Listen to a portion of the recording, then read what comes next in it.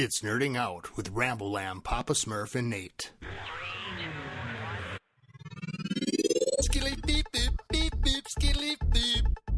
And I'm back nerding out with RamboLamb,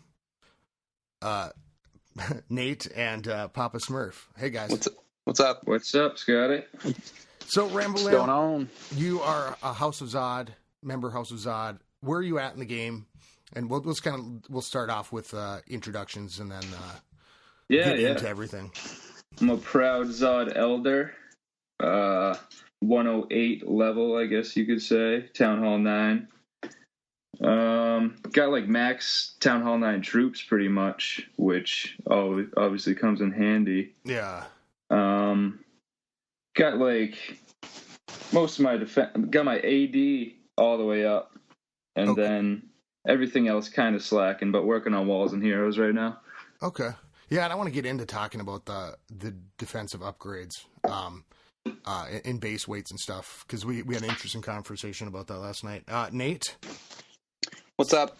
Some people probably know me from the Soaz podcast. I'm a co-leader over there. Right now, I'm sitting at Town Hall 9, pretty low on the war map for 9s. Most of my defenses are still max at 8. Just running through some Teslas and ADs right now, getting my first Town Hall 9 level defenses. And when did you go to 9? I went to 9. I can pull it up, actually, because I know it was about a week after the Zod War, so I could just look in our war log pretty quick and tell you that right away. So Zod, I can just go down to where the loss was. There it is. Zod was 106 days ago, so I've been 9 for probably about 3 months. Wow. Was that long ago, huh? Yeah, I did just walls and heroes for about 2.5 months. And Rambo, were you in that war? Yes, I was. I'm surprised that's still on the war log. Yeah, 106. I don't know how long the war log goes back, though. Nice. Didn't they do it where it doesn't taper off anymore? So my war log's 119 days. Oh, nice. So maybe it goes about 4 months then. Yeah, I thought the one update, but I'm not sure. And welcome back, Papa Smurf. Yeah, man, it's been a while. Yeah, a full week now, almost a full week. That's right. I'm an idiot. I went through, and when I went to Town 9, I maxed all my defenses because that's what people on Global told me to do, and I didn't know any better. But I've since caught up, and I'm just about a max Town Hall 9. Got a 25 Barbarian King and now a 23 Archer Queen. So climbing up a little bit. Nice. That's good. Well, let's get into that then, because so Rambo, before the podcast, I went and looked at Zod stuff last night, and I looked at the camps, and we were talking about matchups, and we were talking about and Nate was on the team speak with us, and we were talking about how Soaz did the matchups and leveling up, or like the 8.5 things and definitely. and stuff like that. Kind of see a lot of those lately. So, what are your guys' thoughts on defensive upgrades as you hit like 9, or I guess even 8s and even 10s? Yes. So my personal opinion, I know Zod's definitely like, war heavy offense. And I feel the same way personally, but I mean, just do what you want. I think you've hashed that out a lot on the podcast. If you like farming, put some defenses in, but I think last podcast you were like, go to Town Hall 7 and take it from there. And I feel like you should max out some offense if you're wanting to war, because that's what we like to do, at least. Yeah, I really think like the offense is like, obviously like the key to the game, Mm-hmm. And I've always been move up when your offense is max, but they keep introducing new things, I guess. Yeah. And so then, what I did at first was like max all my invisibles, so like Teslas, bombs, whatever, and then just went straight for offense, walls and heroes, pretty much. And Nate, how about you? What's your? Like we were talking about last night, we took kind of the 8.5 method, maybe a little bit too far over in Soaz for the last 2 months, and we just went away from it a little bit. I definitely think you should go 8.5 for your first maybe 2 to 4 weeks when you get to Town Hall 9, because you just can't while your camps upgrade and your spell factory and your lab. You shouldn't really be putting anything down because you don't want to bring in other 9s. That's been brought up a few times. Yeah, especially the expo. You don't want to do that. Yeah, I'd say ignore those for at least a month to maybe a month and a half. But Yeah. we were running. It just happened to be there were 4 to 6 of us that were all at that point in the game. So we had a bunch of 8.5s, and our war matchups were getting pretty boring because we were all 8.5, bringing in 8s or really low 9s. And so about, I want to say maybe 3-4 weeks ago, we made the decision to, a few of us put expos down to bring in some tougher matchups since our heroes were, up in the 20s and we had Lego walls. We didn't feel that we needed to keep the expos off the map any longer. Yeah. Well, for people who are listening that don't know, what's an 8.5? 8.5 is just you upgrade your town hall from 8 to 9, and then you don't put any defenses down. So you put your new traps down, especially that your extra air bombs and your extra giant bomb, because you'll really want that down for hogs. And some people, you can put down your 4th air defense. You get an extra archer tower as well, and you get an extra Tesla. I think I waited about a week or 2 to put those down until I had my camps up and my lab and spell factory. And you're still an 8.5 as long as you don't have expos. So on the war algorithm, you're not bringing in any high or mid 9s. You'll probably bring in a low 9 still, especially with the way they changed it after the 2 updates ago. And I guess I'll get to Papa in a second here. But so, do you think that the update, what happened was they changed the rankings or the weight of heroes and walls, right? Yeah, it was 2 updates ago, not the most recent one. And when it first came out, they swung the pendulum too far, and a lot of the higher clans who were really noticed it, and they were the ones who kind of filtered the info down to where we all realized it, is they weighted walls and heroes too much, and then they did like a micro patch, maybe I want to say it was 4 days later or 3 days later, and sort of swung it back more towards the middle to where walls and heroes do factor in, but not that much. Okay. Did you notice, Rambo, after... ultimately, like, the whole point of it is to help get the best matchup you can get, right? Yeah, definitely. Yeah. Did you notice after the update, Zod's matches changing? For the most part, they're pretty manageable, but we do have a couple like powerhouses we've been going against where it's close wars. I don't know if that's update wise or just by chance. So I honestly haven't noticed too much of a difference. And so when you go up against those powerhouse clans, are you because of the lower defenses that, like I saw pretty much across the board in Zod, are you having more trouble? Well, we get 2-starred like it's nobody's business. Yeah. Of course, we have the anti-3, but I don't know. Bone talked about Ronald McDonald, and they were like the best go wipers we've ever seen. I didn't know that was possible. Okay. So they like ran through us with some decent go wipes and go wee wees, and they 3-starred a couple Town Hall 9s.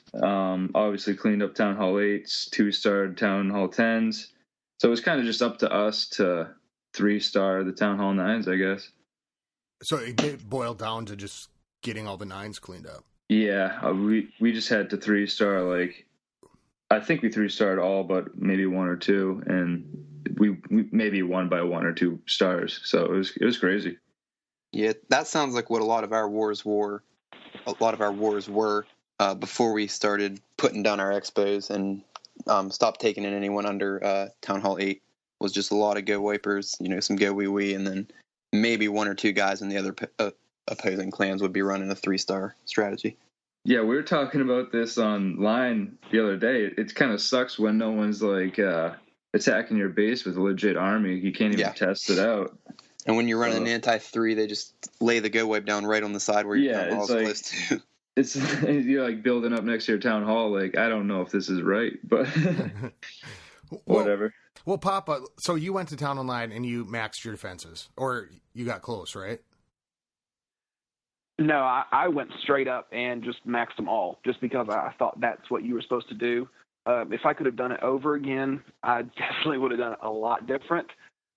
We've got guys in our clan that are, 10 less heroes and no expos, and they're hitting some of the same bases I am. And on the subject, I really think the 0.5 is the way to go for anybody, at least for a while. It used to be they would always ask when somebody would say, what should I do? They would say, well, what's your focus, war or farm?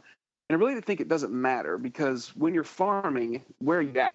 You're down in gold. You're doing these raids, and your town hall is out. So you're really not defending that much, and you've got to have the troops anyway to get in and get it. So I think that's a smart move for anybody, no matter what their focus is to go ahead, get the troops up first. Then when you feel comfortable, start putting them down. Yeah, you got to learn how to attack first. Even we have some solid Town Hall 8s that are getting to be some good hoggers. And even when they come up to Town Hall 9, it's a little different ballgame. Yeah, if you haven't been hogging at Town Hall 8 for, at least a month or 3-4 weeks before you go up, it's going to take you at least a month to figure it out when you get to 9. After the second air sweeper, we kind of made like a memo to Zod, like all Town Hall 8s, you're encouraged to hog. Dragons might not be the best way now. So they all stuck to it, and they're doing fine. Have you been seeing good hog attacks on 8s? Yeah, definitely. Especially like with the poison coming out, you can carry like 6 more hogs, and it's just like demolishing people. Well, what about drag attacks? Because Brittany was out dragon attacking and it just blew it for a while. Do you think that? So they gave you a new air sweeper, and then they give you a new level of dragon. Where do you think the dragon's new place is in the game?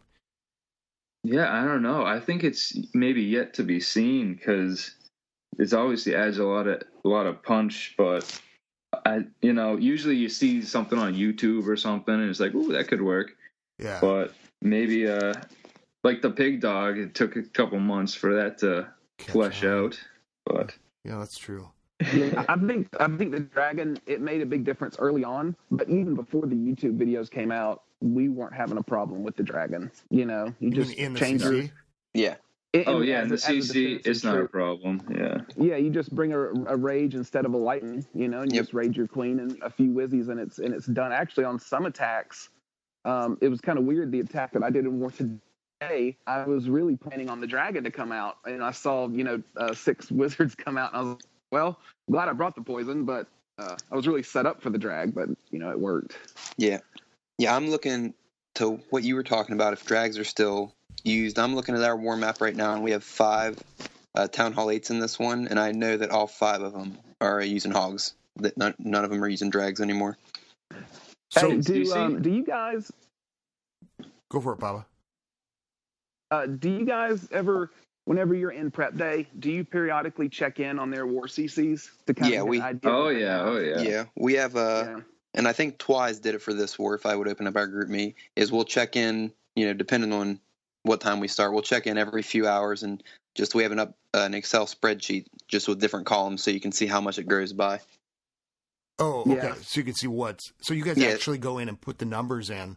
Yeah, because if you're at a Town Hall 9 and it starts with 12, you know that there's a witch in there, or 3 whiz, and then there can't be a dragon. Or 6 minions, which never happens. Yeah. But the biggest thing now is if you're at 9 or anything and you can see something above 10 that's not 20, then you know there's not going to be a dragon in there, and you can bring a poison to deal with it. I mean, it could be loons and Valks, but... Unless it's like 2/3 of a dragon. Yeah. I feel like if it's a first attack, I just gotta use a poison just in case, because you could dump it. You never know. Even what I've been doing is I've been going ahead and using the poison on the dragon anyway. Because level 2 poison, it's almost 500 hit points, and actually last war I didn't, and my queen walked the most horrid queen walk I've ever seen. The biggest funnel. I mean, you could have driven a bus through that funnel, and she still walked. And later on in the raid, the dragon is just wiping out my Valks, and he has just a little sliver of health left. So the wizards almost killed him. If I would have used that poison, then it would have saved the raid. So from pretty much now on, I'm always going to bring the poison, just because as is right now, there's no other one dark spell that is going to make the same difference as that, that 490 hit points taken off of that dragon. You know what I mean? Yeah, I'm telling you, they stole the poison from the assassin. I'm telling you. Yeah. Yes, they did. What I've been doing with it, if I know there's a dragon, is I'll rage my kill squad right at the dragon and then save the poison for the ground skellies. Because if they have 2 max skeleton traps, that's 6 skellies chasing your hogs around for the whole raid.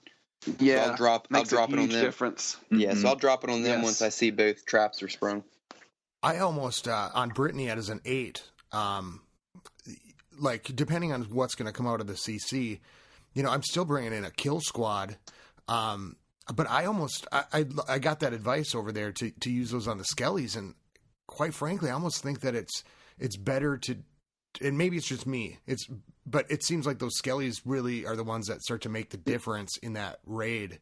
Yeah, you might as well if you're bringing a kill squad anyway, Yeah, just because a lot of our Town Hall 8s are doing that too, because they don't have the queen to, clean up maybe a stray Valk in the CC or something. So they got to, 2 witch, 2 whiz, 2 barbs, whatever. Well, okay, so just to back up and talk about the dragon in the CC with the queen, because I saw it deployed. I've seen it done a couple different ways. What's your advice if you're going to deal with that? Me personally, I've come across it a couple of times, and I poison it because if it's a first attack, I don't know what's in there. It comes out. I just try to lure it and pop the queen down, and with a well-timed cloak, the dragon's done. Doesn't really matter. I do the same. I usually don't drop the poison on it. I'll just rage, and if it's a second attack, I'm obviously not gonna bother. But if your queen's above 20, it's not gonna. As long as she's not too far behind the golems. If your golems get out too far in front of her, maybe they have a compartment that has just 2 storages in it, and you jump over that. If your golems get too far in front, the drag will start to really wear them down. But as long as she can reach the dragon quick, it's not that big of a problem. Make sure he locks on to her, and you're good to go. Yeah. Well, I saw Papa. Did you see Itachi's attack last war? I think where he lured the dragon, got him all the way out to the side, and then everything was dead, and the dragon was just sitting there, and he plopped the queen down, hit the cloak, and it wiped him out without having to deal with, or without starting the golems first, or starting the next phase. Yeah, that's what I do personally. Okay, but so Nate, you will start the attack though. Right?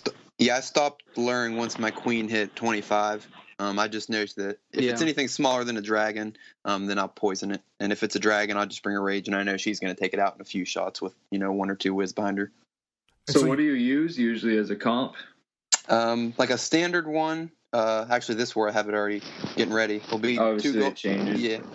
Yeah. For the most part, I'll use 2 golems, maybe 6 wizards, about 3 giants, and then around 27 hogs, and then a couple wall breakers to let me in. Nice, yeah. And just spread the. So generally, I'll have my queen and about 2 to 3 wizards shooting at that dragon under a rage. Mm-hmm. And it's distracting the golem anyway, so you're good to go. Yeah. And so you'll drop the queen right behind at the very beginning of the. I drop my queen before. You want to drop your queen before the wall breakers, even so she can start clearing the trash ring with the wizards. And then once the trash ring's cleared, I drop the wall breakers. And then as soon as it's opened up, I'll drop the king.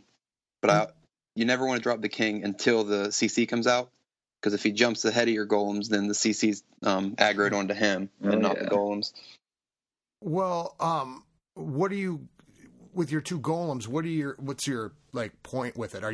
What are you aiming for? I'm aiming to get them in the basin. The first thing is 100% take the queen out. So I'll drop them on whatever side I think's best to go with the queen. Spread them out a little bit, spread the wizards behind them, then a couple wall breakers aimed at whatever compartment I want them to head into. And then when I'm bringing 2 golems, even if the queen's not deep, I'll still bring a jump just so the golems can get deeper into the base and tank once my hogs are deployed. Pop those bombs. Yep. So you're really looking at a rage, two heels, and a jump. Yep, that's what I take probably 70% of the time. If it's a strange base, I might have, I know for a fact there's no dragon in there and it's a cleanup, I'll do 3 heals and a jump and just use a poison on the troops. And so if you're gonna let's say that a dragon doesn't come out and you've got that rage, what do you do with the rage then? I'll still rage the kill squad. Okay. Just to get him further in, and like Rambo said, if to get him towards bombs, rage can help too, especially once those golems pop. That's usually when they'll trip them. Okay. What do you use in Rambo? What's your style of attack? I'm definitely a hogger. I'm too pussy to try anything else, even though I have max troops other than that. But yeah, like last war, I brought in 42 hogs for holy shit. Yeah, was the queen outside? The queen was outside. Yeah. It was the Town Hall 10 I sent you guys online. Oh yeah, I remember that. Yeah, it was kind of a bullshit base, but I send, I add up all the totals of what I need, to pop a bomb, to get the queen, to get the CC, and then the rest are hogs. So that's exactly what I do. Anywhere from after poison, I'd say 28 plus hogs. Yeah. Do you ever bring 3 golems if it's a really wide open base? I only mess with 2 because I kind of focus them on the giant bomb double giant bomb locations. I mean, I've seen 3. Looks fun. It occupies half the base at least, and then the hogs just fly over top or something. But yeah, I'm usually just straight hogger, and after this poison, I swear surgical is like the best Town Hall 9 attack, because we've even come across some embedded double giant bomb locations, and they'll pop, but they'll only take out like 6 hogs. So yeah, the rest of them are good to go. What do you mean when the double giant bomb? It will want to take out the whole squad? Yeah, so like surgical for all you listeners, you're pretty much like sending in groups to each defense of like maybe like 2 to 5 hogs on each defense around the whole base, and they all like meet in the middle, kind of, So it's a bacon party, kind of like you would do your loon deployment, kind of. Yeah, exactly. Like T-skits or whatever would describe like, two loons for an archer tower, 3 for a cannon, whatever.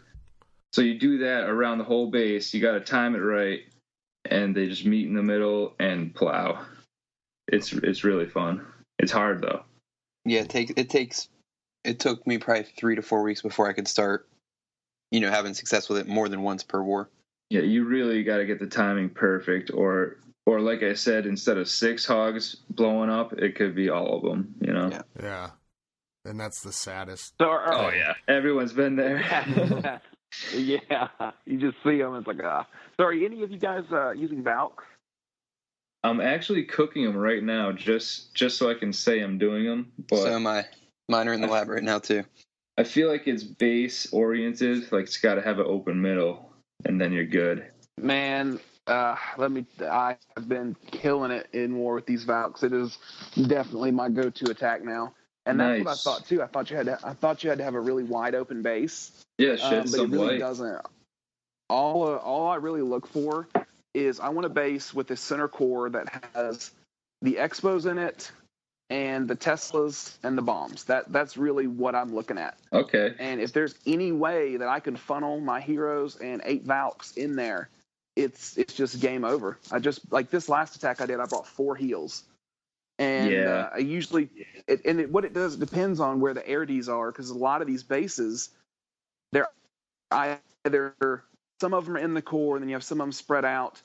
But as long as the queen can shoot over to them, then depicts what I'll bring for back end, which is usually 16 or 16 loons, and I'll even mix it up if if there's one air defense I just can't get to. Some hogs. Then I'll send in hogs on that one, and then I'll loon the rest. Yeah, and nice. It has been working phenomenal. I mean, I'm not that good of an attacker, and it makes me look like I'm a lot better than I am. Yeah, right. You're great. I would definitely recommend giving them a shot for sure. So what's your comp then with the Velks? It's almost the exact same. Like every time I go to build it, I'm like, wow, this is the same thing I used. It's 2 golems, 8 Valks, usually like 6 to 8 whiz, some wall breakers, and then I usually have 14 to 16 of my back end, which is either loons or hogs, just like I said, depending. But a big thing was realizing, like I said, another thing that Itachi told me is you treat the Valks like the hogs. There's no need to rage them. You just heal them the way through. So as long as you have 2 heals, they're so tanky. And here's another cool thing about this attack. You don't have to worry about where the queen's at. It makes absolutely no difference where the heroes are. Yeah, they're going to aggro right to her. And they're going to get wrecked. And there's no CC troop that can hurt them, really, except for loons or a drag. So I don't lure. I just make sure that the golem's going first, and then it doesn't matter. Even if they stay on the golem the whole time, eventually my queen or my cleanup's going to get to them. The only thing that can hurt, of course, is if the queen just walks around the base. Yeah. You have to have the queen going in. That's going to hurt whatever attack you're doing. Well, exactly. But even if the attack goes wrong, I've salvaged so many just because the Valks are so tanky, they can still get in and finish the job. And you really got to be looking for those clumps. I mean... Well, now, of course, when war starts, first thing I do is I look for any base that's, within 4 or 5. But the thing is, everybody else in our clan is either a hogger or an air guy. So usually they don't like those big cores. So it's been perfect. It's like I go in and I'm like, anybody want 15? And they're like, hell no. And I'm like, I'll take it. I will take it. Yeah, I'm surprised how few Valks you have, which is awesome because, you just heal them up and they're good to go. Yeah, Go ahead. No, go ahead. I said most of the time, there are some alive at the end of the raid. I mean, it's crazy. I'll say Jaymond over here does the same thing you do. As soon as we get a matchup, he'll go through and he'll say, hey, anyone care if I take, 17? And we'll look and there'll be, maybe 6 compartments on the whole base. And he'll come in with anywhere from 6 to 12 Valks, depending on what he wants to bring with it. Does he rage him or heal him? He'll usually, I don't want to speak for him. I think he'll do maybe like 1 jump and then either 2 heals and 1 rage or 2 rage and 1 heal, just depending on what he's doing. And he's pretty beast with him. Well, I think, listening to you guys talk about it, of course, at 10, there's, a lot of, like, you have to worry about the Infernos, but I've always thought the Valks are really great at taking out the heroes and the enemy or the defensive heroes, where if you get them, in the range of it, they remind me of killer bees. They go in, they start swinging all around and take out those heroes, but like if you've got it, like my queen is down this war. And so instead of taking straight up wizards, I'll probably take a few more Valks just because she's a great assassin squad to get into that core, depending on where the heroes are too. But yeah, I love those things. Yeah. It is nice when they all funnel in the middle just because they're going after the queen or something too, Yeah. And if you can count on them spotting the hero, they make an amazing kill squad for the heroes because they get in there fast, and then not only are they like killing the heroes, but they're also doing damage to everything else around it. One of my favorite things to watch on this game is when someone can get anywhere from 6 to 10 Valks in a core and then just drop a rage, and 8 seconds later the core's gone. Yeah, it is super nice. Well, and another thing that helped with the healing instead of raging, those Valks are way too small. Yeah, Scotty talked about this, I think, 8-10 months ago. They really need to fix the skin for the Valks because a lot of times they're really hard to see. And especially when you rage them, they are flying so fast. So it's actually become easier for me not to use the rage. That way I can see where they're at and I can keep their pathing. But early on, that is one of the things the Valks, if you think the queen or king is bad with shopping, they do not compare to the Valks. They will see something that's halfway around the base, and they're like, "Let's go, girls, let's go get it." So you have to leave that trail. But you just leave the breadcrumbs; they will follow right in.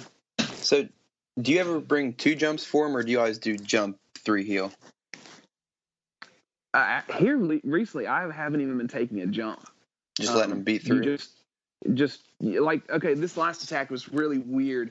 He had it set up to where instead of having an open core, it was like a channels in an upside down V. You know what I mean? Yeah, like the town hall was in the middle, and it was just like a channel that went like 2 or 3 rows of defenses, and they kind of opened up in the middle. So the thing I had the most trouble with is I kind of had to get surgical with the wall breakers because I wanted to open up just one channel and I didn't want the other ones to open. That way they would all funnel and get to that main section. And it worked. I was really worried because I had whiz towers all around, and with wall breakers, you never know what they're going to do. But, we all know what happens when we miss a wall breaker. Yeah. Oh, yeah. Yeah, I always bring more. Always bring way more. If you think you need 4, bring 8. That's what I do. I usually need, if I think I need 2, I'll bring 4, and if I think I need 3, I'll bring 5. I think that happened to me in the Soaz war, actually. I had like a golem banging on the wall, and I was like, doot wall breaker, doot wall breaker, and it was next to a whiz tower, so yada yada, didn't work out. That's been happening to me just, and I don't know if we talked about it, or I know the Clash files have talked about this, like the things not deploying when you click over. Yes. And maybe that would help me more if I did bring some backup wall breakers, because those are the ones that aren't deploying. And I've had just a couple now where the golem just went the wrong way, or like the whole attack got thrown off because I didn't have the wall breakers to re-steer it. So like maybe it went in and it got one wall breaker got taken out, and then the golem starts to walk around to the bigger hole, farther down, because I'll be running like 4 golems and then the whole attack goes to shit because that happened to me for the first time. Yeah, that happened to me for the first time 2 wars ago. I knew it was a thing because everyone had talked about it, and a lot of people in our clan had talked about it. But I dropped my 2 golems for a war attack, and went over and switched to wizards, and spread 6 wizards out behind my golems to funnel. Yeah. And the game had selected wall breakers, so I spread 6 wall breakers behind my golems, and then had no wall breakers for the raid. They all got killed. Oh man, it just sucks. I did that too, where I was deploying, and I deployed 6 wizards before it was ready, and they got taken out fast. Yeah, we had a guy in one of our older wars. I'm not going to say who it was, but 3 heal spells right in the grass. That was not. Needless to say, the hog. Did he just? Did he just like? Oh, I was going to say, did he just like end battle right there, or? No, we're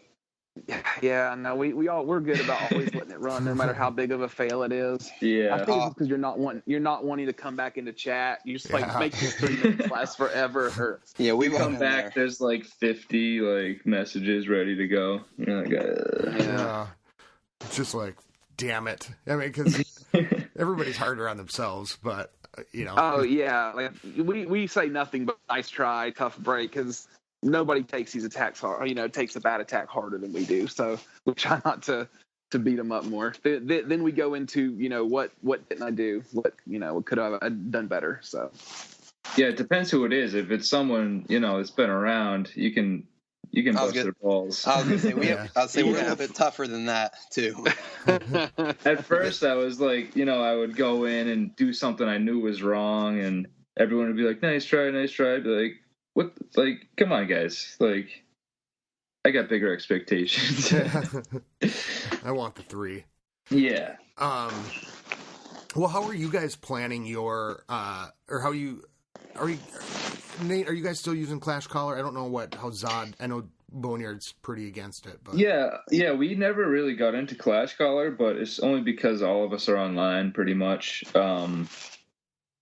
Okay. The rule of thumb is if you call a base in game and it scrolls off, it doesn't count. So like it happens a lot with the Town Hall 8s in like the beginning of war. And actually now with the Town Hall 9s, we've been like getting boxed out because people are just 3-starring away. And so a lot of people are trying to hit early. It's getting to be a little clusterfuck at the beginning, but It's a good problem to have. yeah, we got like the Zod War Room in line, and we got the in game, and that's works well for us.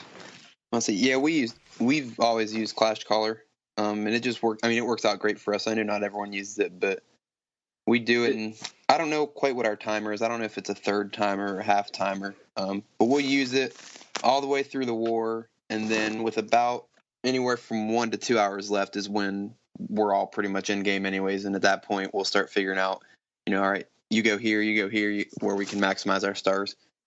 Yeah, it just kind of sucked when there was like maybe like a newish Town Hall 8 come in maybe 5 hours before war, be like, oh, I got this base, and then he's nowhere to be found, and you have like experienced people that are like, I can just do it right now. So it's a give and take, I guess. Yeah, we just changed up last week that our 8s have to go earlier than they were, because we had a couple wars that came down where they had to clear base with 4 hours left, 3 hours left. That is very annoying. Yeah, we kind of have like a 12-hour rule too. Like all 8s should be cleaned up by then. That's what we put in, because it screws over the 9s. If there's a 9 who has to drop, and then that could really screw over the 10s. Yeah, it's a domino effect. Yeah. Yep. Especially a few of our 10s will hold both attacks to the end of the war because they don't know if they'll have to hit 1 10 and 1 9. A lot of our good 9s is kind of funny lately. Like we'll just go for the top 9 like within the first hour of war, because we know if we don't, then someone else will. So it's kind of funny. It's a good competition between us. Well, we had we've used the Clash Caller, and then there was discussion about some people didn't want to. But really where the Clash Caller comes in is for our 9s. Because, and that's a tricky, area to sort out. I definitely agree.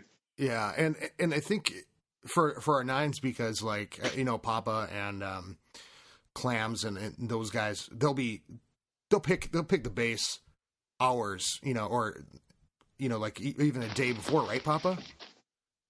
Oh yeah. If I go in there and see a good one, I mean, of course, it could always change. I don't do much scouting prep day, but I'll go ahead and get it in there and call it.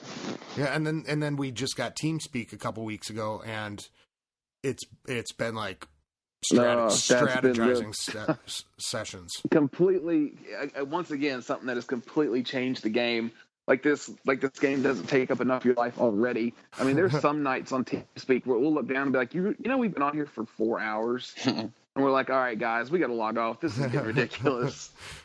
Well, and it's cool because they'll sit and strategize and work through their attacks, and then go through it. And like it's given us really good. Like last night, even I was tweaking my base.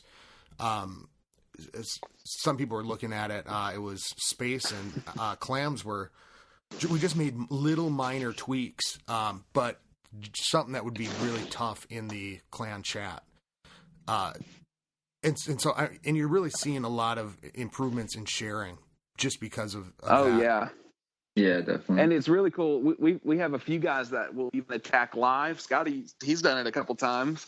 Now there is about a 5-second delay, but I'm not that brave. I haven't tried it yet.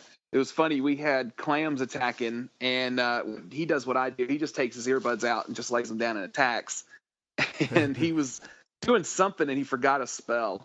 And, me and Space were screaming, drop the spell. And he dropped it, and he come back. He was like, thanks, guys. I almost forgot. And we were like, what? He's like, I could hear you screaming through the earbuds. We were like, damn, I'm sorry, man. You see like a jump pop up with like 3 seconds left. Yeah, and I don't mind doing it live, too. Well, mostly it's just me swearing. That's how much. Fuck. Damn it, son of a... but... because if people are watching and like I've said to people, like, say, remind me of something if I'm missing, but everybody gets quiet, they're like letting you attack. And, but to have a second pair of eyes in there, because it's like when you're selecting troops and you're trying to drop everything and get things right, you can miss. Well, like the first time we did it, Scotty was like, all right, well, I'm not going to do it live. I'm going to get off. And, or no, you were on, but we were just being quiet. And something happened with the lure. You got the dragon out, but you ran out of the wizards that you had set aside to kill it with. And, you were kind of like, shit, what do I do? And, we were all thinking, man, we would go ahead and drop the golem, and then you could put the queen out. But we didn't want to say anything. But now, it's kind of cool to have that extra feature. It's just more fun than anything else. It's just so fun to get on there. Definitely. Yes. There was a question that popped into my head just a minute ago. Now I'm blanking on it. And I guess okay. So are you everybody in the clan's using Clash Caller, Nate? Yeah, we use it. I mean, it's pretty much as soon as the war matchup happens, as soon as we find our match, which lately has been taking longer and longer. It's taken us minimum a half hour up to an hour and a little over to find matches now.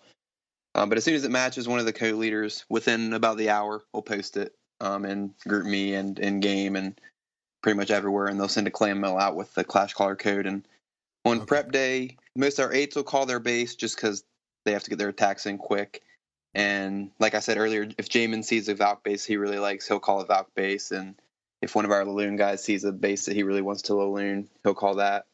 I would say on prep day we have all of the 8s called, and maybe 20 to 40% of the 9s are called when war starts. Damn. Well, and I do have to say the last couple war, I'm not sure how with the 8s how it had been working, because we did a 50 versus 50 this war. But in the past, like 2 or 3, 4 wars, maybe our 8s, we might have 5 8s in the clan or 4 8s, and they usually have 1 or 2 bases that they can hit because the rest are 9s, all the way down to the bottom. So that those guys getting their attacks in haven't been such an issue. But I remember with that Clash Caller still open, people are getting their attacks in, and then it's 12 hours in, that 8 hasn't hit, and people are waiting, and it's so are you using your 8s to scout a lot then? Yeah, I was gonna say that's a big reason why Zod used to not send our 9s out right away, because if all the 8s clean up and they have 10 attacks left, then scout away. We have, I don't know, maybe Papa would be able to speak to this a little bit more. Yeah, we have done that some, but it's more like yeah. I think what's really happening is when we run into something like that, it's even if you can't, you're not going to probably 3-star 9, but you want to give it your full shot. True, so, there's the practice factor. You should shoot for 3 at all times. Yeah, so we want them to like hit a lower 9 or whatever, what they see if they can try to do it. So I guess we're not really using it as like go find out what's in this or where bombs are, but just go with your full attack and it sucks because they're probably gonna waste the elixir. A lot of dark elixir, maybe. Yeah.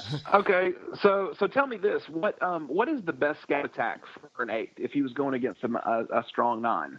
We usually use a lot of traps. A lot of hogs. Yeah, I think so too. If it's not an anti-3 and if it's an anti-2, there's only usually 2 to 4 spots where there's maybe double Teslas or double giant bombs, and if you can do maybe one Asian wall or maybe 2 sort of Asian walls, you won't get very far into the base, but if you can get just far enough to where your hogs to get to those spots, then you'll know if it's a bomb or Tesla, and you'll pull the CC as well. And if it's nothing, I see what you're saying. If it's nothing, the other stuff's bombs. Yep. Gotcha. So you're basically looking to get them close enough to the spots to trip a Tesla or to trip the bomb, just so a Town Hall 9 hogger can, get his pathing down perfect. Well, that's really interesting. I didn't really think about what a best scout attack. Normally it's like whatever you have, that's what I normally think of it as. It's like just go throw something. Another thing we didn't really design but kind of worked out was our like Laloon guys would kind of go first, because I feel like the traps and bombs don't apply to them as much. Yeah, like they definitely do apply, but like especially Teslas. But at the same time, it's like hogs that could be the whole, the whole shebang. Whereas if a Laloon goes in, they have a good shot at a 3-star, but if they fail, then we know where all the traps, everything is. Yeah, and I think the first thing that popped into my head when you were talking about that was a base we went against last war that had horrible bomb placement. But sometimes when you have horrible bomb placement, it works because you're not expecting it. Yeah, so like And unique, you don't even. Yeah, it's the like, guy who would do this? the guy who went in before me deployed his hogs, from a side on the base that had 2 giant bombs on the outside of the wall, and then the other 2 were inside the walls, all within 2 compartments of each other. And he didn't know it, so he wasted 2 or 3 heals within the first 10% of the base. Oh, yeah. And then I came in after that and sent my 2 golems there and took out all the bombs, and then it was cakewalk from there. Mm-hmm. Once it's, those tricks, game over. Yeah, they work. They work one time. Yep. It's like the Tesla in the corner. Yeah, I was just about to say that. Raid. I was laughing out loud when Nat was talking about that. It's just like, that would be hilarious to watch, but we wouldn't let that happen in Zod, just because, I don't know. You gotta put your best stuff out there with us, at least. That's usually a pretty good sign that they're not a serious, fairly serious war clan. But it does seem pretty funny. I'll give them that. No, I had it work. I had it work one time way back in my old clan. Basically built the whole war base at the top half, and I actually bought some decorations and put it down at the bottom. But then there's just enough space for a Tesla and a couple bombs. So sure enough, he goes in and does the whole attack, and when the 50 hits, he doesn't even see that. And all the troops he had left, he had like 2 or 3 max Wizzies and something else. So then there they go, and I'm thinking he's going to get it. And man, that level 7 Tesla was just wearing him out, and he got the 99%. Wow. It was really fun to watch. But now, of course, in this, I could never do that now. But it was really fun. That happened to Scrubs. He's a co-leader now, right, Scotty? Yep. Yeah, Yep. he has just went to, he has an 8.5 now that we were talking about it earlier. He has an 8.5 in Soaz, and that happened to him 2 wars ago. They had all their Teslas, 1 in each corner, and he was doing hogs, and he didn't have enough for the end of it. He got 90-some%. That happened to me my first war in L. Both of my heroes were down. I didn't mean to get put in war, and they put me in. So they were like, well, we'll see where you needed. Well, I needed to clean an 8. So I just went in with a full loon attack, and only some of my hounds popped. And so here I go. I've got a minute and a half left, and I've got 2 hounds and 20 loons, but they're all traveling together. So they come to the corner, the east side. Then they don't even go south. They all go to the west corner, and then they all go down south. And I was like, oh, that is so embarrassing. Funny how vividly you remember your first L attack. Yes. Yeah. Yes. A couple of my first Zod attacks, I was like sweating bullets. Like, this is going. Oh my gosh, so nervous. Yes. My first Soaz attack was a 99% in the Zod war. Oh wow. Oh damn. Oh. Yeah, I don't remember if it was live on stream, Scotty, or if you were playing the replay. But it made it on stream. First attack, 99%. We're like Eskimo brothers. I had a 99% that one too. Oh, is it 99% 1-star? Or No, mine was 2. I had a dark. My king was banging on the dark elixir storage, and the clock ran out. Oh, that's nothing worse. So, have you guys noticed any difference with air attacks in particular since the update? I'm not the one to ask. Yep, ditto. What about the hogs? Yeah, or even the hogs. The hogs, I've noticed a huge difference only because you can take in. Me personally, I've taken in at least 5 more, and it makes everything so much easier. With the poison, it's like. Well, I meant particularly the extra HP on the building. Oh, okay. Yeah, I don't really notice any of that because. You send in the defensive targeting troops, and all defenses are cleared, and then it's just clean up anyway. So, I noticed. You have 2 wars. Oh, go ahead. I had 4 attacks in a row that were all above 93%, and none of them got 3-star. 2 wars in a row. 4. I think it was like 99, 94, and like 97 and 98 or something. What do you guys send it in for? Like, but since then, I've been fine. I don't bring any. So you didn't adjust anything? No, my comp's the same as it always has been. If I'm hitting a really high 9 that's pretty much maxed, I'll make sure I get I really go through my hog drops in my head before I start it, to where I count it out, 3, 2, 3, 4, whatever, and I'll start it the second I see the queen go down. I totally stop watching my kill squad and start with my hog deployment, and I'm getting better at catching both my hero abilities now. Yeah, well, that's that happened to me a couple wars. I found minions have been working real well for me for cleanup. If I have any extra space, say like I can't fit another hog in, I got 4 extra spaces.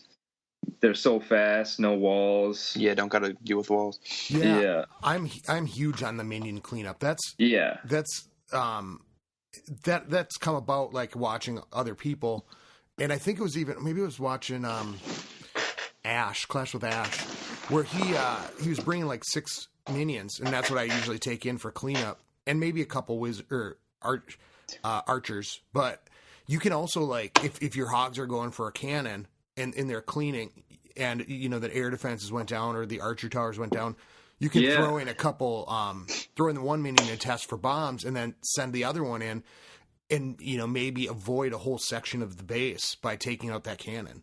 That's even a BK, to be honest with you. Oh, yeah. Like 2 wars ago, like there was maybe 4 hogs left and a BK, and sometimes it doesn't work out in your favor. I had 2 minions, just dropped him right over the BK. By the time the hogs got there, he had like 20% health left. And, that's awesome. Can't do anything about it, I will use minions to sub them in for wizards. That's one of the first things I do when I scout the base, is I find where my golems are going to go in, and then I check every spot that I can drop a minion on a or a pump if instead there's of a wizard. Cannon on the outside, cannon or mortar, or even if the archer tower is going to be in range of where my golem's going. Mm-hmm. If I can bring, instead of 6 wizards, if I can do 3 wizards and 3 minions, then I just saved 6 troop space for somewhere else. In surgical, that's a good idea. On kind of the same idea, like, you got your golem going in for the kill squad, maybe tap a couple hogs down left or right to clean up for because surgical is kind of like it goes around the whole base, and if you can end up with a couple less defenses at the end of the thing, then you're talking about if you can find a defense that'll be targeting your golem, but no other defenses will target that defense, you can waste one hog on it. The hogs are, they're not even getting touched. Taking, 1 hog for 1 defense. Yeah, you can't beat that. Why wouldn't you take that? I didn't think about that, bringing the golem or using the minions on the front end of the attack. Yeah, instead of the wizards. All you got to do is find the archer towers and the air defense. Wizard towers usually don't have a big enough range to reach out anyways. Yeah. So but if you've got golems up at the wall and the archer towers are doing it, I mean, even just to clean around the side before you deploy. They're perfect if you can find army camps on the corners, because minion, you don't need to waste a wizard on an army camp because they have such low HP. If you can get a minion on each of those army camps, they'll take it down pretty quick and really get that funnel wider. Or a builder hut too. Yeah. Well, I think with I've been taking less barbs and archers, and because the minions can do above and beyond what a barb or an archer can do for a cleanup. Yeah, definitely. And don't underestimate the goblin. Oh, I've heard that. If you have a row of collectors or something, those things go quick too. That's what I always bring. And the past 4 wars, I haven't even deployed them because I have to scroll right to get my I've poison. done that too. I don't even see it. So when I come out and I look, I always have 2 goblins sitting in my camps. And it's like, well, at least I didn't need them. It's almost a good luck thing now, I think, because almost every time I've done that, I've gotten the 3. So I think now I'm just going to bring them and I'm not going to deploy them. It's like my lucky charm, I guess. Keep a couple greedy bastards. Yeah. That's right, but that's what I was had thought about before, and I had forgotten. Is anybody else having problem with the screens? Because adding the dark spells, all of a sudden, and you've got scroll. This war, I'm starting putting a checklist next to my iPad, so that when I go in, because I can't tell you how many times That's what I used to do. Like when I first came to Zod, I'd be like, step 1, Yeah. do this, or you're an idiot.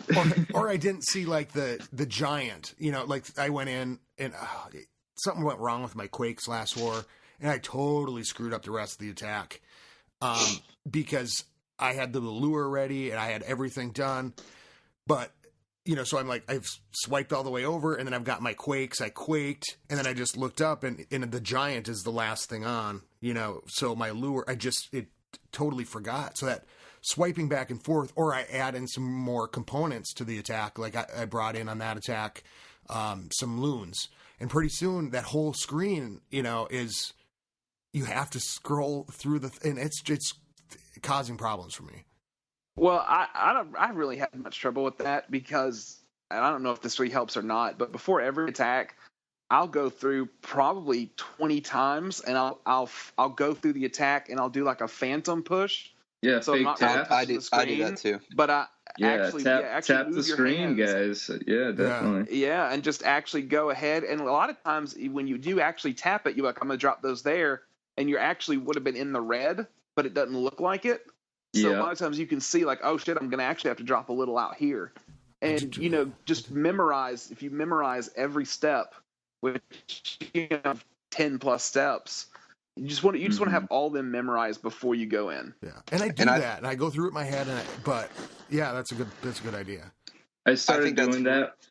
Oh, sorry. When I was like doing multiple finger attacks for hogs, like, I can release it with 8 fingers, like, just keep practicing like the angle and whatever. It's fun. You release with 8 fingers? I remember.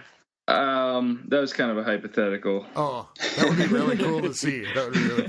I think 6 is the highest I've tried for, but it's all the same. Four is my highest. I was pretty damn proud of that.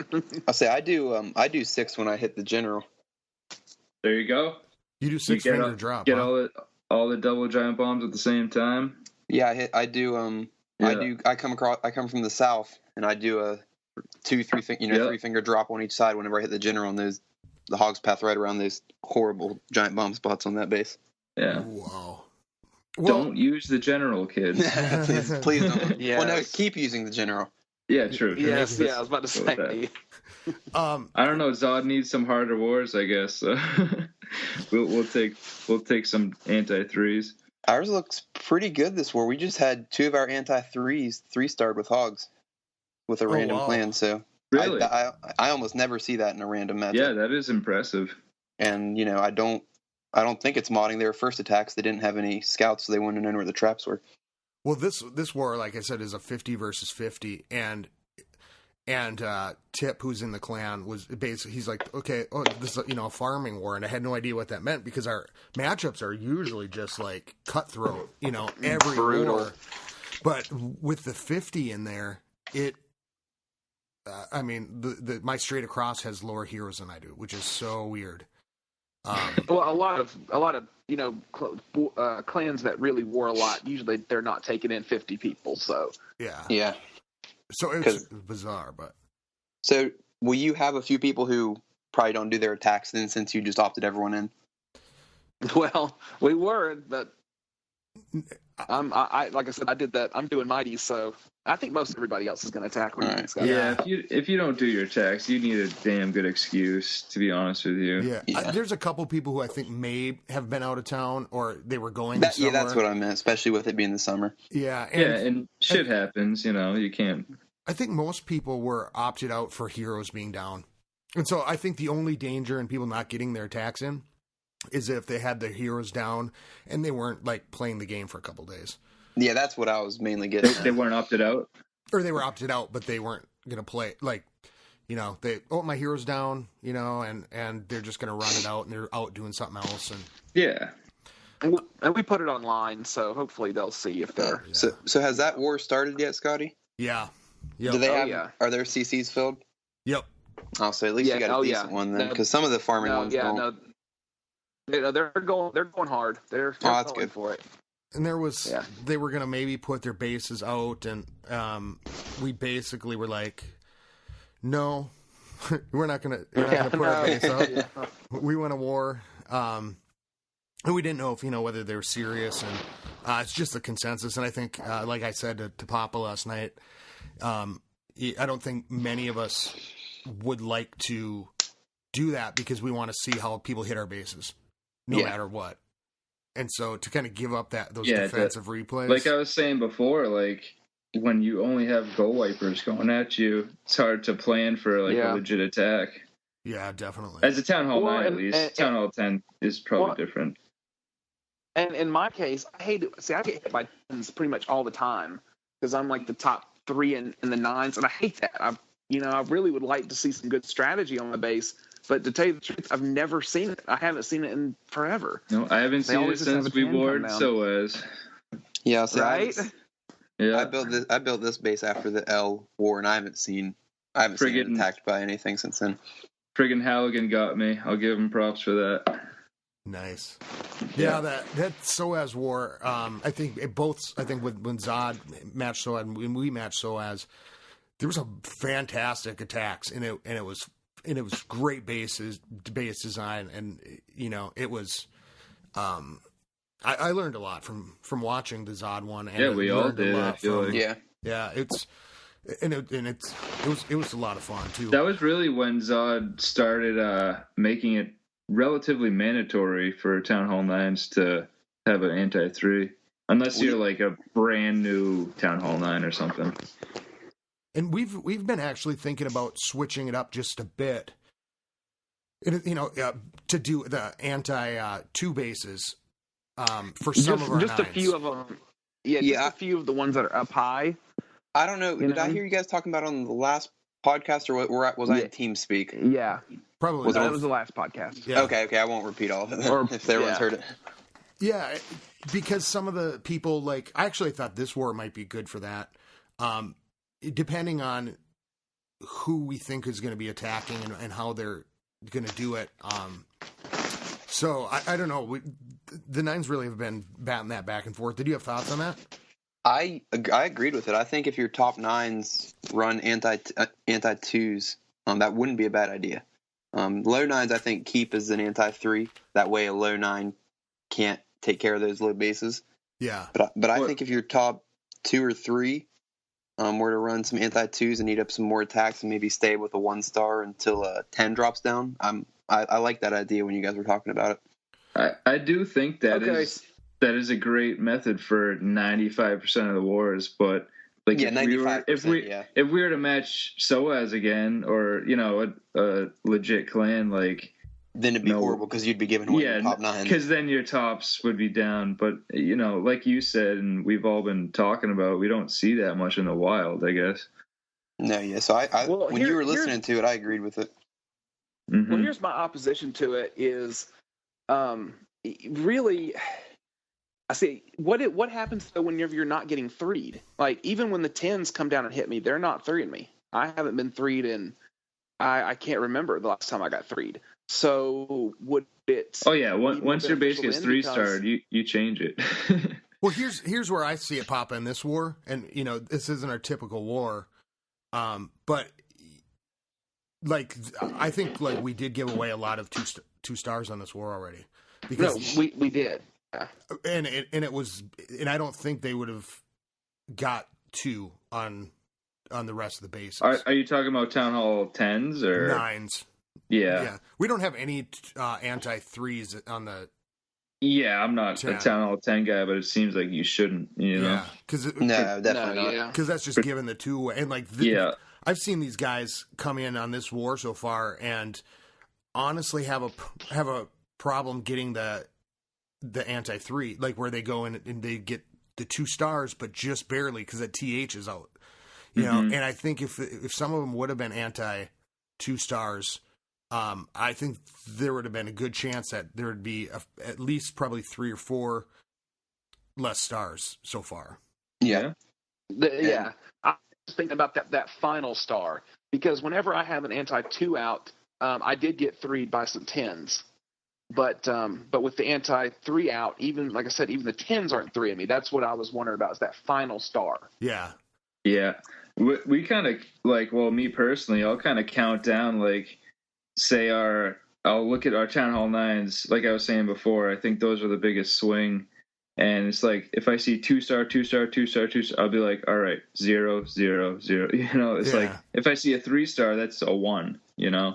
Yeah, I mean, our 9s. Yeah, that's how our exactly. 9s are every war, is just 2-star from the top to the bottom, because we all, for the most part, I think everyone's running anti-3s on our 9s now. They should be. Yeah. If they're not. And to clarify, the anti-3 base really is where you're giving away to. Yeah, it treats the giving town hall like just any other old building. Yep. The high HP. Scotty, you know Mailman is fuming right now, right? Yeah. And, because in theory it's all like anti-3, but the anti-3 is you're going for, usually they can maybe get the 1 or the any even new attacker should be able to get 2 stars on an anti-3. Yeah. Which also kind of pushes you as an offense to get the 3s. Yeah, you need them. Like, even if you're going against a mediocre clan and you give them 2 stars, that means, you have to show up. Yeah. Exactly. Well, in those anti-3 bases, like in the 9s and stuff, it kind of forces you to attack.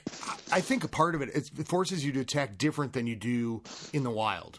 Oh, for sure. Because in the wild, you're seeing, like, my town hall's in the center, or, and everything's around it. And then you get to that and you're like, well, now how do I handle this? I haven't seen this on YouTube. Yeah, because there'd never be a reason to run one in the wild, because you either have your storages or your town hall in the middle, depending on what you're doing. Yep. Yeah. Well, we're about an hour now, but I just wanted to ask, this week, Soaz is doing a dark elixir farming competition. Yeah. Yeah, I got it pulled up right here. Well, it's not just. I think we only have. It's titled Soaz competition because Aaron brought it up and wanted to do it, but I think we only have 9 of. I think there's about 19, 20 people in it, and we don't even make up half of it. So a lot of people jumped in. Yeah, a lot of people hopped in on Fitz, fan in the stands, and I think it's great. I'm just trying to not get last. Man, oh my gosh, man! Scrub's gonna wrap that up, I think. Is there any other? Are you the only Zod member, Rambo? I think so, to be honest with you. But I think you are. I think the other few are from Phantoms in an L. Yeah. I just wanted to do an honorable mention. I know you guys mentioned it last podcast, but the super Archer Queen, the Wonder Woman. Like, if you don't know about it, look it up, because the Super Queen is taking over.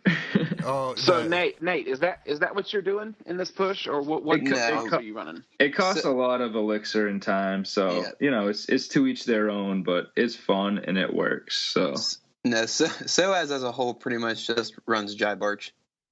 I throw goblins in with it, so I guess it'd be Jago Barch. But which you guys are running through attacks like every 6 minutes, which is that's almost exactly what it is. I think on 5 boost, and change.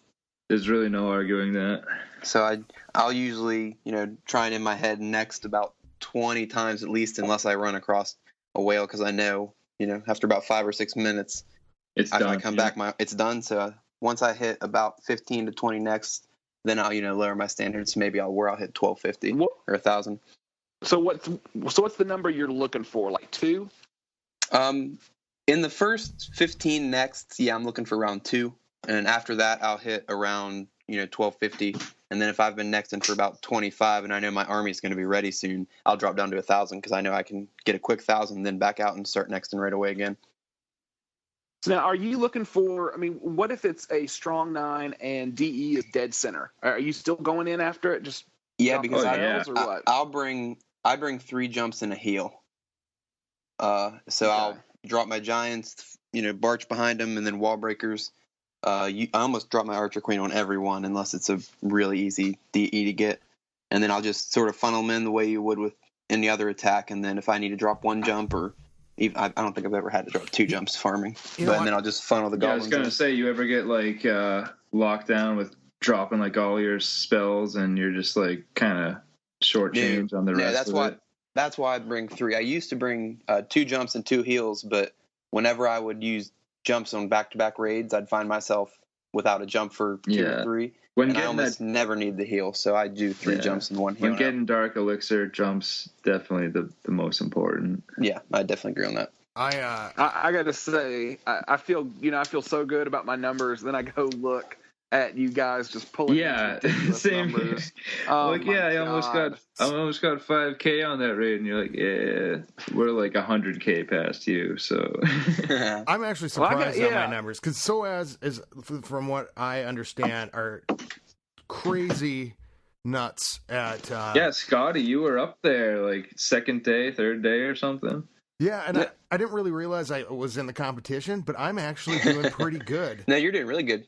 I'm sitting for the past 6 months. You've been like focused on Dark Elixir, so yeah. And I'm not even taking in wall breakers. I'm getting my giants to the wall. I'm letting them tank for a while while I get my archers around to clean up, and then I'm quaking into the center. And so once the giants get in there, usually I have everything cleaned, and I have a heal on them, like on the, when they're about ready. So that way when they get in there, the heat keeps healing, and then I have a rage and a freeze. So do you do that on like lava or like Infernos? Whatever walls? No, I'm talking about walls with the earthquake. Yeah. Like what are you looking for? Just any? Doesn't matter. Well, because 4 earthquakes break every wall, right? No matter what level it is. Yeah, I gotta study up on that. I think I don't have them yet, so listen to Scotty, not me, on that one. 4 break any wall. So in the other, I have any max level. earthquakes for Town Hall 9, and I've never cooked one. I haven't. They're awesome. I haven't even upgraded my Dark Spell Factory to 2 yet.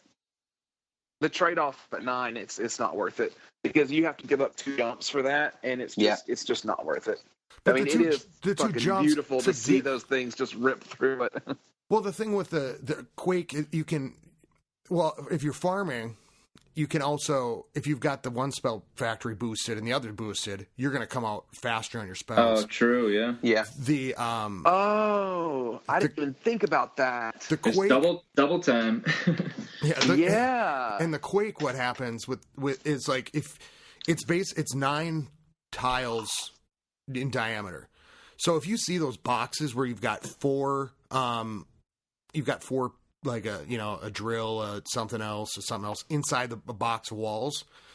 You know what I'm talking about? There's like 4 4 squares kind of. Yeah, if you drop that earthquake dead center in between all 4 of those things, it just takes out all of them. It'll take out a wall on each side of the box. Yeah. And so you get a much wider like opening. It doesn't wear off, and it seems to work better for funnels that way, because then you don't have something like knocking on the one side. You've got 4 more openings, and then a lot of the bases right now are set up for, of course they can be 2 jumped, but with if that earthquake is overlapping an inferno or hitting the TH, you're knocking off hit points. So you're basically getting You're basically getting a jump with added benefit. Yeah. A double jump with added benefit. If you can place it just right. If you kept them both boosted, I mean, even with farming as quick as you are, you're always going to have jumps. And then when those 4 are ready, I mean, you're always going to have. Yeah, I like that. I'm going to start trying that tonight. It might not even be worth it to boost the dark one, because they're going quick now. But don't tell Supercell that. I boost everything. I do too. My boosts are my boosts are 70 gems every boost. See, and I'm just doing the 2 spell factories, and my queen's down now, but my king now. I'll boost him and I'm waiting for my troops to get done. Just for like a minute, or a couple minutes, but I'm going in and doing that. So who is in the lead right now? Let me look. Let's right see. now, Rambo. There was Thunder, right? Someone just took the lead, yeah. Thunder's Town Hall 9 and Soaz, and he just passed Aaron up because Thunder almost got 100,000 yesterday. Yeah, you guys are ridiculous getting 100K a day. Well, all we do is farm for DE. Don't you guys have jobs? Come on. Jobs. Well, and jobs you you have to pass those collector raids too. Yeah, that's what you guys last night were no telling me dark- that you don't pass up collector raids, that you'll take them. Clams does. Clams was? Yeah, clams. Okay. Yeah. And It was hard. It took a while. It took probably a month to kind of break that farming mode where I couldn't pass it. No. But no, Yep. I'll do it. If it's like 800,000 or 900,000, I won't. I'll go ahead and take it. What But if league are it's you guys in? I'm in silver 1. Oh, same Yeah, here. and I just dropped down there, and I am not finding shit. I dropped down there today, and I'm like, man, these fucking guys lied to me. What the hell is going on? No, I'm looking at my log right now, and they're almost all in between about 1,500 and 3K, depending. Yeah, I just got like a 4,800 a couple hours ago. That's nice. And I'm Yeah. in Masters 1. Yep. Taking Well, it. there's usually good loot up top, but it's usually harder bases too. So. Yeah, you need to be I mean, I don't farm up there, but I feel like being a 10. Yeah, that's why I never push, because I'm a 9. I'm just gonna get crushed up there. Yeah, I can't wait to be like see. But the bonus too. Then I'm pulling in like a Yeah. 900. True. Yeah. 900 dark. Well, see, I was up at 3,400 cups, and when I started and I DE dive, and that first day I went from like 34 to like 31, and I made 100 that day, and it was just the easiest ever because up there, pretty much everybody has like 3,000 to 5,000 dark, and they're not protecting it because they don't care. All they care about is cups, Or they use and it. they'll put it on the outside. But yeah, so I was using the jive arch, and God, that was awesome. I hated that like 60,000 of that. I did it before 6 p.m., so it didn't count. But it was still nice to get. Yeah. Yeah. Well, so what are you farming with, Rambo?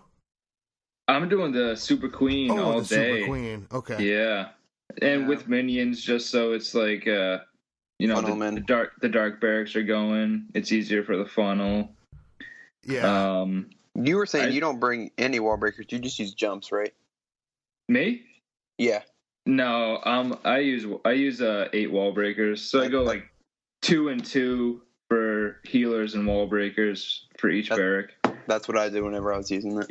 Yeah, and I used to do it with Barch as the trimmers, but I feel like the minions are just as well. Yeah, I agree. I did the same thing. I started with Barch to cut the funnels, and then it's after doing it quicker for a with few the days, I did minions. And like you said, you can direct the queen easier with minions, I feel. Yeah, because they'll take out the stuff and then avoid cannons. So they avoid cannons. Actually, what happened to me earlier today was this guy must have been set up for the Super Queen, because he had 2 red air bombs on like the perfect funnel side. Oh. So I like laid out all my minions in a row, and 2 red air bombs just came and took all of them out, and my Archer Queen was just sitting there like, where am I supposed to go? But other than that, I've had great success. Well, I am now up another 25K or 2.5K. Oh, that's cheating. You can't. I just squeezed one in. You gotta put an asterisk by Scotty. Well, do you guys have any shout outs? We're an hour 20, so we might as well just wrap up. Oh, yeah. I'll just go for it. I'll just shout out everyone over in Soaz, and then especially JD, Luke, and RJ, who are probably recording their podcast right about now. Oh, awesome. Yeah. I got to get a hold of them. See if they want to do something again. It would be fun to do another Soaz matchup or do something down the road. Yeah, that's we're always up for it, especially with how we've been talking about getting those wars lately. And this one's the exception because it looks like they're pretty good. But those Go Wipe and Go Wee Wee wars get really boring after 5, 6, 7 of them in a row. Yeah, I can imagine. How about you, Rambo? Do you have a shout out? Well, I guess I do want to shout out all the obviously all the Zod elders and stuff, but all the Zod core that's been there for so long. And I wish there was another setting besides member and elder, like just to show that you've been there for a little bit, because we have some really like good attackers, some dedicated people that just kill it every war. And it would be nice to have something between elder and co-leader. Yeah, like trusted counsel. Something inner circle. We call them our core, and they do work every war in and war out. Also want to shout out let's make like 25 levels. Yeah, right. Like the army, you know. You're yeah. It's like Call of Duty. You just like rank up each way. But yeah, I guess I also want to shout out my original clan, South Park. I'm like a huge South Park fan. Oh, awesome. And Bone, I made Bone shout him out earlier because they're just a great bunch of guys. But hashtag VOLLUOO. They're a solid mid-level clan that, you know, cares about war, but also cares about South Park. And, you know, they kept me in the game for maybe like a year, and I love those guys, and it's a good time there. That's awesome. Papa? Man, I really don't have many people. I'd like to maybe shout out the Clash Cast guys over there for coming with some comedy, man. Their episodes are getting so funny. It's when I'm going through a week and I'm like, man, I haven't heard enough jokes about yeast infections or floppy dicks. It's like, oh, there you go, got a new episode, got my quota filled. Floppy cocks and Clash. And thanks to Nate and Aaron too for putting in all the work on this competition. You guys keeping you got all the daily numbers and all that stuff. That's awesome. pretty cool. You guys are definitely putting in work in this. I appreciate it. I do want to shout out Buckeye Guy from Beer Goggles wanted to have me announce that it's a dollar beer and drags competition coming up on August 6th through 9th for a 50-50 war with 100 drag attacks. Only TH7 and through TH9s. And if you want to check that out, I'm trying to pull up. It's beergogglesclan.com, and you can sign up there. I can imagine that'd be pretty fun. They should all do it in the first 5 minutes or whatever, like the other guys did. 50 and 50 of all dragons. That would be really cool. What is that, like? Chug a 50-ounce 2,500 dragons flying at once or something? Oh, shit. Yeah. And can you imagine the amount of, elixir that, everybody's going to have to... Oh, my God. I don't want to mention that. That's crazy. But, well, get a hold of me at Scotty827 on Twitter, at WBSMT Radio, ClashClansPodcast.com. You can find out about all the clans. And thank you guys for being here. Any other last shout-outs? I don't know if I cut you off a little short, but no, we're good. All right. No, we're good. Well, thanks for being here. Thanks for having us. Yeah, it was a good time. Really fun. So we'll keep it clashy, everybody. Keep it clashy. Skilly beep beep.